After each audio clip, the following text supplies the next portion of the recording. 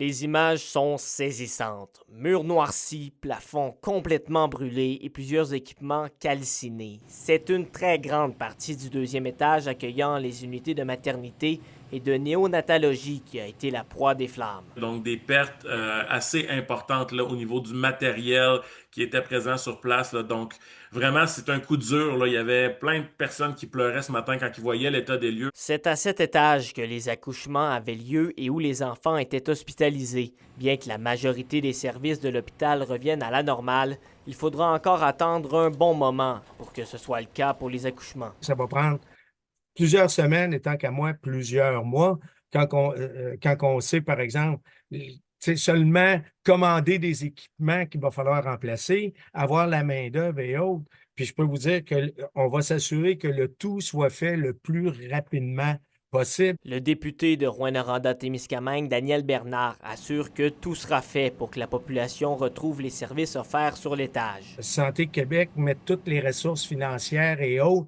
pour accompagner le CISAT et l'objectif, ça va être de revenir à voir le centre hospitalier de Rouyn-Noranda tel qu'il était avant l'incendie. Je peux confirmer qu'il y a des travaux plus importants qui sont à faire, effectivement, mais le deuxième étage aussi, c'est vaste, hein? Donc, c'est pas les mêmes travaux qui sont requis là, pour l'ensemble de l'étage. La FIC-CISAT est bien consciente que les travaux nécessaires pour rebâtir complètement les deux départements touchés seront majeurs. Je sais qu'en ce moment, il y a des corridors de services qui sont faits vers l'hôpital d'Amos, l'hôpital de Val-d'Or, mais vraiment, c'est un département qui avait été rebâti quasiment à neuf il y a moins de 5 ans et qui sera complètement reconstruit. Le comité de soutien à la pédiatrie d'Abitibi-Témiscamingue a indiqué sur ses réseaux sociaux vouloir apporter leur support à l'équipe du CIS de l'Abitibi-Témiscamingue et également aux familles impactées par la fermeture du département.